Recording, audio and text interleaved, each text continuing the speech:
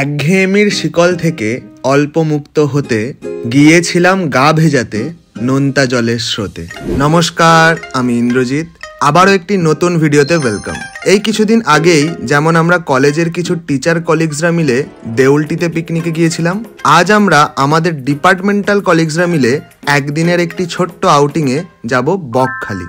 সারা বছর ধরে যত একঘেয়েমি জমে আছে, দেখি তার কিছুটাও বকখালিতে গিয়ে খালি করে আসা যায় কিনা। আমাদের আজকের আউটিং গ্রুপে আছেন Sudhin sir, Namita ma'am, Surajit sir, পর্ণাদি, প্রত্যুষাদি, তথাগত দা, অরিন্দম দা, প্রিয়জিৎ এবং আমি, টোটাল 9 জন। অরূপ স্যার এবং অর্পিতা ম্যাম, শুভশ্রীদি এবং দেবাশিস দা ব্যক্তিগত কিছু কারণে আজকে আমাদেরকে জয়েন করতে পারেনি। আমরা ওনাদেরকে মিস করব। তো চলুন বেরিয়ে আসা যাক বকখালি। সকাল 6:30 আমি বাড়ি থেকে বেরিয়ে পড়েছি। বকখালি পৌঁছাতে আমাদের সময় লাগবে প্রায় 4.5 ঘন্টা, তাই একটু সকাল সকালই বেরোতে হয়েছে। উঠে পড়লাম বাসে। মিনিট 20 পরেই পৌঁছে গেলাম বালিঘাট। নীলাভ আকাশ, রক্তিম পলাশ এবং বসন্তের সুবাস নিতে নিতে চলে এলাম উত্তরপাড়া গেটে। একটু আগেই অরিন্দম দা ওয়েট করছে, ওখানেই যাচ্ছি আমি। ওই যে অরিন্দম দা ভিডিও করছে। এখন আমরা যাচ্ছি কোথায়?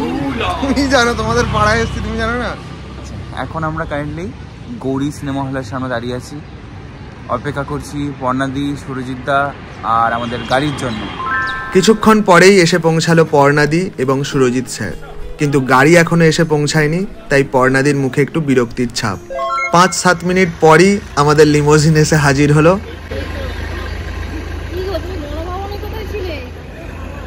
গাড়িতে উঠেই একটুও দেরি না করে ছেড়ে দিলাম আমাদের গাড়ি।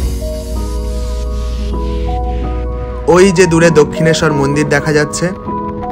একটু ঠান্ডা ঠান্ডা লাগলেও হাওয়াটা বেশ ভালো লাগছিল। জয় মা, আমাদের যাত্রা যেন শুভ হয়। এবার আমাদের বাকি সদস্যদের গাড়িতে ওঠার পালা। প্রত্যুষাদি এবং তথাগতদা জয়েন করলো সিঁথির মোড় থেকে। বাগবাজার থেকে উঠলেন সুধীন স্যার এবং নমিতা ম্যাম। এখনো প্রিয়জিতের জয়েন করা বাকি, ও উঠবে ধর্মতলা থেকে। চলে এলাম ধর্মতলায়। প্রিয়জিতও উঠে পড়ল। সো আমাদের আজকের সকল আউটিং মেম্বার্স উঠে পড়েছি গাড়িতে। এবার আমাদের সামনে অপেক্ষা করছে দীর্ঘ 4 ঘন্টার যাত্রাপথ, and we are hoping that it will be a fun journey. 9টা বাজে, অল্প ব্রেকফাস্ট করে নেওয়া যাক। মজা না করে আমরা থাকতে পারি না আর কি। Again a long road journey continuous. এবার একটু টি ব্রেকের পালা। দক্ষিণ 24 পরগনার উস্তি নামক একটি জায়গায় রাস্তার ধারে কোনো একটা চায়ের দোকানে নামলাম আমরা। এই বাডি, এই এদিকে তাকাচ্ছে না। পছন্দ হয়নি তোমার? আমাকে কারোই পছন্দ না। চায়ের জন্য আমাদের প্রায় 25 মিনিট ওয়েট করতে হলো, একটু বেশিই বটে। ভালো হয়েছে তাই তো? চা শেষ করেই সঙ্গে সঙ্গে গাড়ি ছেড়ে দেওয়া হলো। এবার আমি বসেছি ফ্রন্ট সিটে, একটু বেটার ভিউ ক্যাপচার করব বলে। যেতে যেতে অল্প বৃষ্টিরও দেখা মিলল। খুবই সাধারণ হলেও দুদিকে গাছপালা আর মাঝখান দিয়ে বয়ে যাওয়া এই রাস্তা, দৃশ্যটা বেশ সুন্দর লাগছে, তাই না? এখন আমরা ক্রস করছি নামখানার হাতানিয়া দোয়ানিয়া ব্রিজ। নামটা একটু অন্যরকম নয় কি? প্রায় 4.5 ঘন্টা রোড জার্নির পর ফাইনালি আমরা এসে পৌঁছালাম বকখালি। এই হলো আমাদের হোটেল ছুটি। বেশ সুন্দর দেখতে। এখানেও আমার পছন্দের কাগজ ফুল আছে। বকখালিতে হোটেলের অভাব নেই, তাকালেই হোটেল। ইন্টারনেটে প্রি বুকিং করা যেতে পারে, আবার এখানে এসে ইনস্ট্যান্ট বুকিংও করা যেতে পারে। তবে পর্ণাদি আগে থেকেই একটা রুম বুক করে রেখেছিল, অল্প রেস্ট এবং সমুদ্র থেকে এসে চেঞ্জ করার জন্য। হোটেল রুমে ব্যাগপত্র রেখে অল্প চেঞ্জ করে বেরিয়ে পড়লাম সমুদ্রের উদ্দেশ্যে। আমাদের হোটেল থেকে সমুদ্র মিনিট 3-4 দূরত্বে, তবুও আমরা গাড়িতেই যাব। এই হলাম আমরা, সকলেই সমুদ্রের জন্য এক্সাইটেড এবং রেডি। সমুদ্রে পৌঁছানোর আগে আমাদের লাঞ্চের ব্যবস্থাটা করে রাখার জন্য আমরা একটু নামলাম বালুতট ট্যুরিজম প্রপার্টিতে। এটি বিচের একদম কাছেই। লাঞ্চে কি কি থাকবে সকলে মিলে তার ডিসাইড করে নিয়ে তথাগত দা গেল অর্ডারস দিতে, আর সেই ফাঁকে আমরা তিনজন Hey guys, we are come at Bokhali and this is our bro with neon color.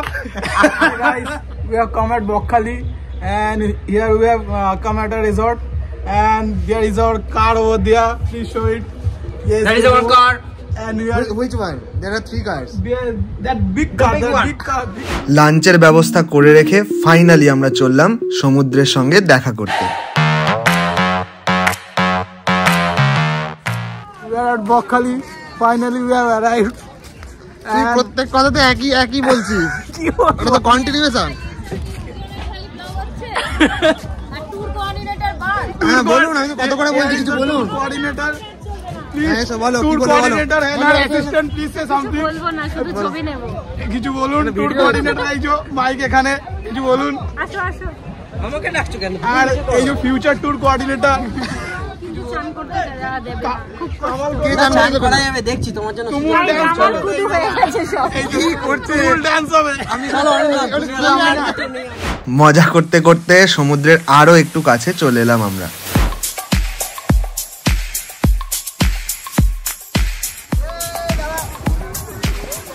Selfie হবে। হ্যাঁ আমার মতো বোকা আর দুটো হয় না। বুটস পরে কেউ বিচে আসে? এই যে জুতো হাতে নিয়ে ঘুরতে হচ্ছে। চারিদিকটা ব্যাপক লাগছে। সত্যি কি সুন্দর লাগছে না চারিদিকটা?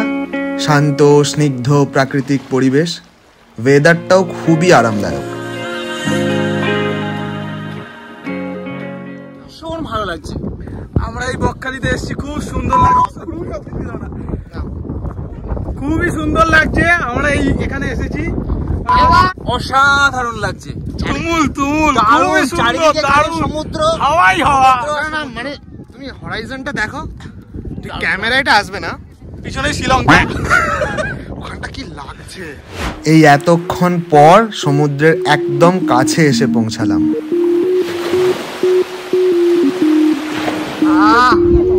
চশমাটা আমাকে আমারটা পরিয়ে দাও। এবার আমি ছুটে যাচ্ছি জুতোগুলো একটু দূরে রেখে আসতে। হেভি চশমাগুলো রেখে দিই। আমাদের আর ধৈর্যতে সইছে না, কখন যে জলে নামবো। ছবিগুলো জমি।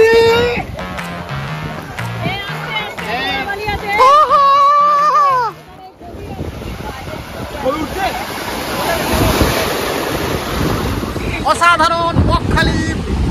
আমরা একটা ছোট সমুদ্র পার হয়েছি। ফুল প্যান্ট পরে অসাধারণ, ফুল প্যান্ট পরে অসাধারণ।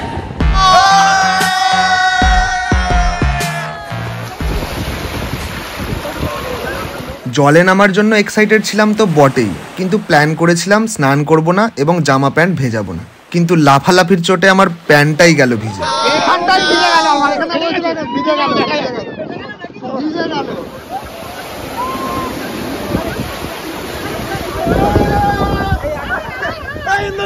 অরিন্দমদা জলকে একটু ভয় পায়, তাই ও নামতে চাইছিল না, কিন্তু ওকে জোর করে নামানোর একটু চেষ্টা করা হচ্ছিল আর কি।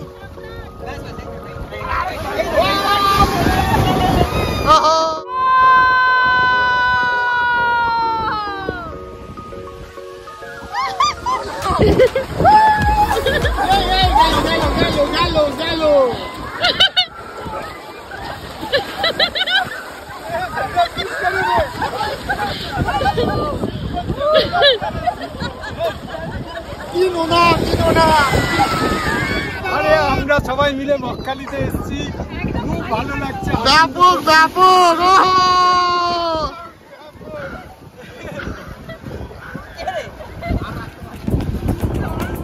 আমার স্নান না করার প্ল্যানটা প্রিয়জিৎ ভেস্তে দিল।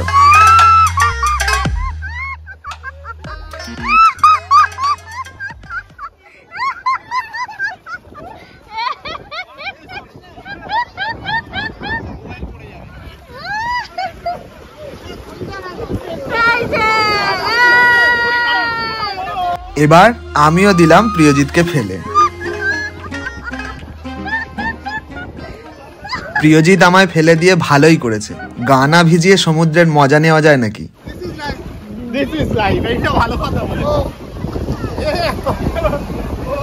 আমি বাকিদেরও একটু ভেজাতে চাইছিলাম, কিন্তু আমি নিজেই বারবার পড়ে গিয়ে নিজেই বেশি বেশি ভিজে যাচ্ছি।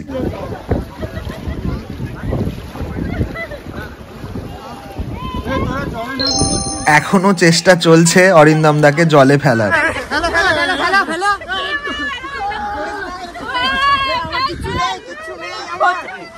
আমাদের তো মন ভরছেই না, উঠে এসে আবার নামছি।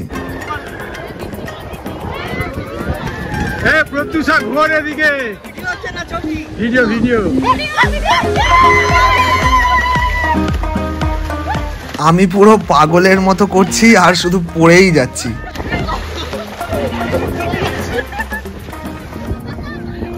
বেশ অনেকক্ষণ জল ঘেটেছি আমরা।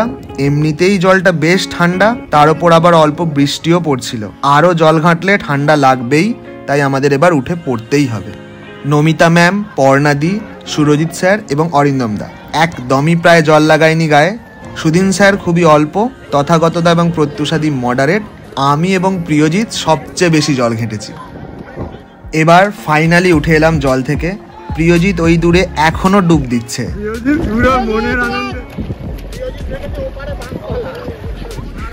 Sir is so fit even at this age. আমরা পারবো না করতে, আমি তো পারবোই না।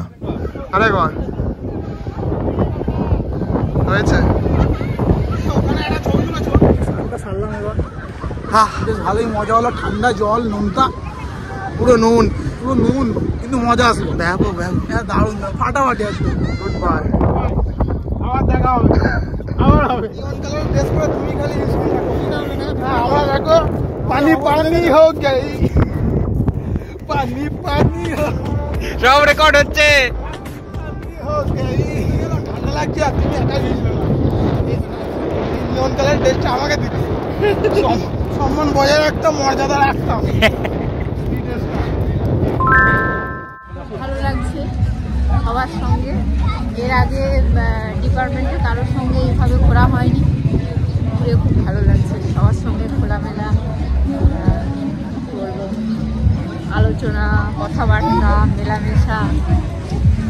Thank you ma'am. আরে তুমুল আমরা আনন্দ করলাম, বকখালির সমুদ্রে লাফালাফি ঝাপাঝাপি করে এখন আমরা হোটেলে ফিরে যাচ্ছি। এসে আবার একটা দুর্দান্ত লাঞ্চ আমাদের ম্যানেজার আমাদের জন্য আগের থেকেই রেডি করে রাখার ব্যবস্থা করেছে। ব্যাস খেয়ে দিয়ে আমরা আর একটু ঘোরাঘুরি করে স্পটগুলো একটু ঘোরাঘুরি করে আবার আমরা হইতেই করতে করতে বলো cheers for commerce department.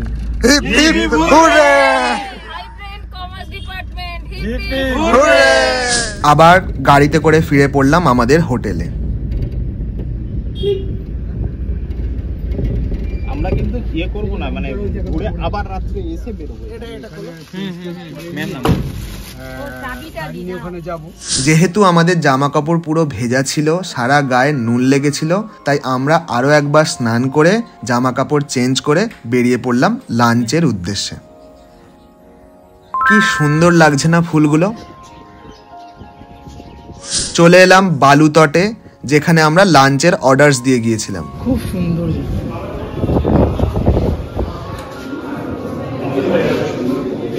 প্লেসটার ambience বেশ ভালো, বিরাট বড় কিংবা ল্যাভিশ না হলেও ছোটর ওপরে বেশ সুন্দর।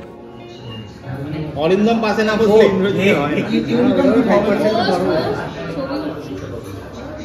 নাও we are waiting for our lunch to be served. অরিন্দমের জন্য আমরা অর্ডার করেছি কাঁকড়া দিয়ে চিকেনের ঝোল।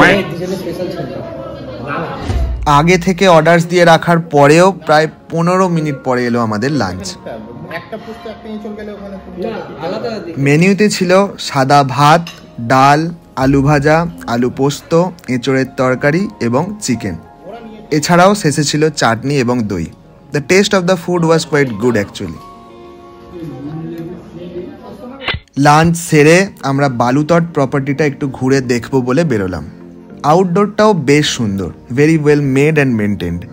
এই বকগুলো সিমেন্টের তৈরি, কিন্তু দেখতে পুরো রিয়েল লাগছে। Hats off to the artist who has made this. এটা আসলে একটা ফটো স্পট।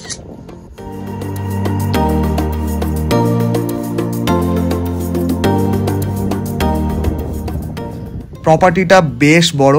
এবার আমরা একটু অন্য দিকটাও বেড়াতে গেলাম। ফুলগুলো কি সুন্দর, তাই না? এগুলোর কি নাম কারো জানা থাকলে জানিও। যেদিকেই দৃষ্টি যাচ্ছে কি ভালোই না লাগছে।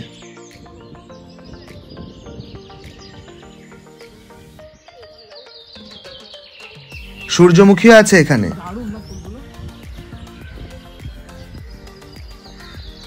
এখানে মন খুলে ছোটাছুটি এবং খেলাধুলাও করা যাবে।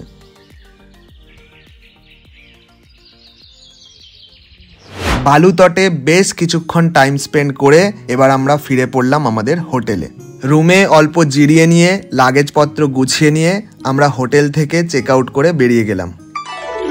এবার আমাদের গন্তব্য হেনরি আইল্যান্ড, বকখালি থেকে মিনিট 10 দূরে অবস্থিত। পৌঁছে গেলাম ম্যানগ্রোভ গেস্ট হাউস কমপ্লেক্সে। এটি হেনরি আইল্যান্ডেরই একটি পার্ট। এখানে এন্ট্রি ফ্রি নয়, ফি দিয়ে এন্ট্রি নিতে হয়। টিকিটের প্রাইস 10 টাকা পার পার্সন এবং গাড়ির জন্য এক্সট্রা 50 টাকা। টিকিটস করিয়ে নিয়ে আমরা ঢুকে পড়লাম। জায়গাটা বেশ সুন্দর, শান্ত, পরিষ্কার, গাছপালায় ঘেরা। ছোট ছোট কটেজেস আছে, সঙ্গে ছোট ছোট গার্ডেন্স। ঝিলের মতো বড় বড় জলাশয়ও আছে যেখানে বোটিং করা যায়, কিন্তু আমাদের ওসবের প্ল্যান ছিল না due to lack of time. এবার গাড়ি পার্কিং করে হেঁটে হেঁটে সি বিচে যাওয়ার পালা। বিরাট বড় একটি এলাকা, ফাঁকা, মানুষজন খুব বেশি নেই, খুব সুন্দর হাওয়া বইছে, সব মিলিয়ে একটি হিলিং এনভায়রনমেন্ট।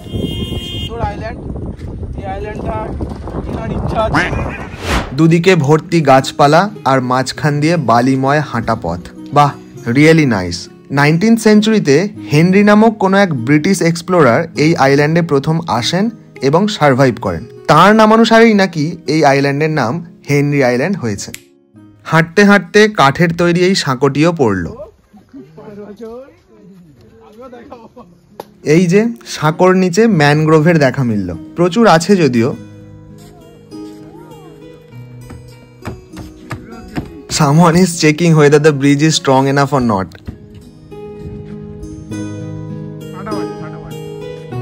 এইদিকে আরো কিছু ম্যানগ্রোভস চোখে পড়ল।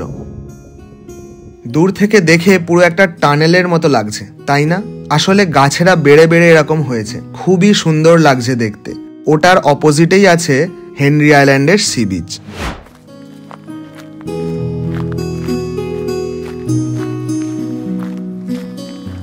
সাত 8 মিনিট হাঁটার পর এসে পৌঁছালাম সি বিচে। হেনরি আইল্যান্ডের সি বিচের সিনিক বিউটি আলাদাই সুন্দর। এটি মানুষের আরো বেশি পছন্দের এখানকার সাদা বালির জন্য। আমি হয়তো এতটাও ভালো করে ক্যাপচার করে উঠতে পারিনি, কিন্তু রিয়েল লাইফে এটি খুবই eye pleasing place. Look at the horizon, it is beyond words. কারো হৃদয়ে তো আর লিখতে পারলাম না, তাই বালিতেই লিখছি। আমার একটা লিখে দাও। আমার একটা লেখো। আমি আর লিখতে ইন্দ্রাণী তুই সাথে ছবি তুলতে দেখো। মনে আছে? বাকিদের নামও লিখেছি, যদিও খুব ভালো হয়নি। প্রায় আধ ঘন্টা একটা সুন্দর সময় কাটানোর পর এবার আমাদের হেনরি আইল্যান্ড থেকে বিদায় নিতে হবে। আবারও সেই একই হাঁটা পথে হাঁটতে হাঁটতে ফিরে এলাম আমাদের গাড়িতে। হেনরি আইল্যান্ড থেকে বেরিয়ে এবার আমাদের পরবর্তী গন্তব্য Fraserganj sea beach. Henry island থেকে মিনিট 10 গাড়ি পথ। এগোচ্ছি ফ্রেজারগঞ্জ সি বিচের দিকে। পৌঁছে গেলাম ফ্রেজারগঞ্জ।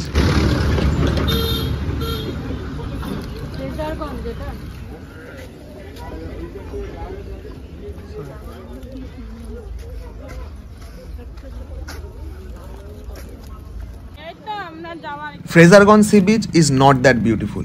দেখতে তো কেমন যেন নোংরা নোংরা লাগছে। ওই পুরো বাড়িটা ছাড়া আর তো কিছুই দেখতে পেলাম না। সামনের মাটিগুলো কেমন যেন আবর্জনার মতো দেখাচ্ছে।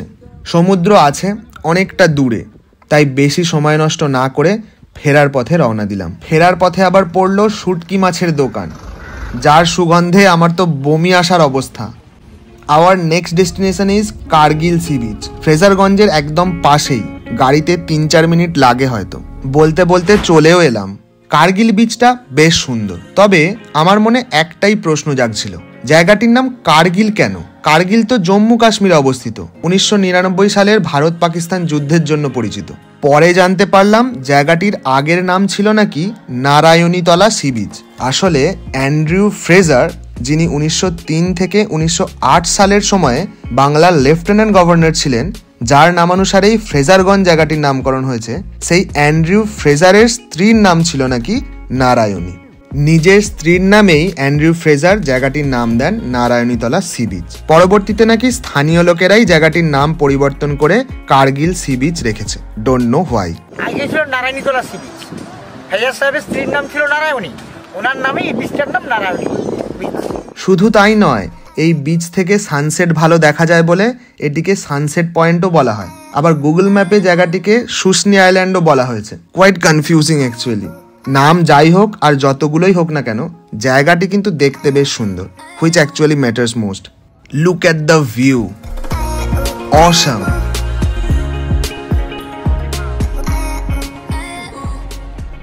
अरे ऐसे ऐसे की है जी समुंदर में नहा के আমরা একটু নিচের দিকেও নামলাম অল্প ছবি টবি তুলবো বলে। মিনিট 10 সময় কাটিয়ে একাধিক নামের এই জায়গাটিকেও বিদায় জানালাম আমরা, কারণ অনেকটাই দেরি হয়ে যাচ্ছে, আমাদের আবার দীর্ঘ পথ অতিক্রম করে বাড়ি ফিরতেও হবে। আমরা ফেরার পথে রওনাও দিয়ে দিলাম, সামনে সেই দীর্ঘ 4.5 ঘন্টার রাস্তা। খুব তাড়াতাড়ি সন্ধ্যাও নেমে এলো। প্রায় ঘন্টাখানেক যাওয়ার পর আমরা একটু স্টপ নিলাম সুন্দরবন ফুডস নামের কোনো একটি রোড সাইড ধাবাতে, অল্প ইভিনিং স্ন্যাক্স এবং চায়ের জন্য। কারণ আমরা লাঞ্চ করেছিলাম প্রায় ঘন্টা 4 আগে, তাই সকলেরই অল্প অল্প খিদে পেয়েছে। ধাবার ভিতরের অ্যাকুয়ারিয়ামটা বেশ সুন্দর লাগছিল। আমাদের ইভিনিং স্ন্যাক্সে ছিল পনির এবং চিকেন পকোড়া। খেতে এতই ব্যস্ত ছিলাম যে চিকেন পকোড়ার ভিডিও নিতেই ভুলে গেছি। সঙ্গে অবশ্যই ছিল মাটির ভাঁড়ে চা। আবার শুরু হলো যাত্রা, আর যাত্রা পথে একটু নাচ গান না হলে জমে নাকি।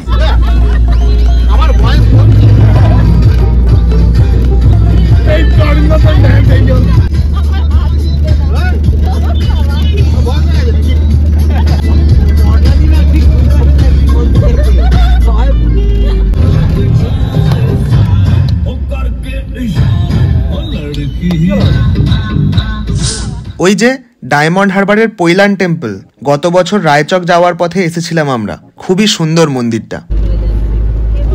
যদিও এটি কোনো ইনফরমেটিভ ভিডিও নয়, জাস্ট এ ক্যাজুয়াল ভ্লগ, তবুও যদি কারো এমন ট্যুরে কত কি খরচ হয়েছে জানতে ইচ্ছা হয়, ভিডিওটি পজ করে দেখতে পারেন, খরচের ডিটেলস দেওয়া রইল। How cute this hoarding is, isn't it? প্রায় ঘন্টা 3 পর ঢুকে পড়লাম কলকাতায়। ওই যে ভিক্টোরিয়া দেখা যাচ্ছে। এবার একে একে নামার পালা। প্রিয়জিৎ নেমে গেল শিয়ালদায়। চল টাটা টাটা, হ্যাঁ ভাই ভাই আসছি, যাও, হ্যাঁ টাটা। বাগবাজারে স্যার এবং ম্যামও নেমে গেলেন। টাটা টাটা ম্যাম, একদম যাও এবার প্রত্যুষাদি এবং তথাগত দা ওরা নামলো সিথির মোড়ে। Good night, good night. বাকি রইলাম আমরা 4 জন, আমি, অরিন্দম দা, পর্ণাদি এবং সুরজিৎ স্যার। আমরা 4 জনেই চলে এলাম উত্তরপাড়ায়।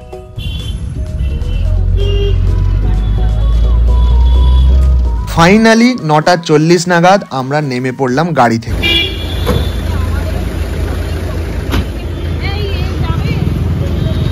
স্টেশন যাবে, স্টেশন আমরা পেয়ে যাবো।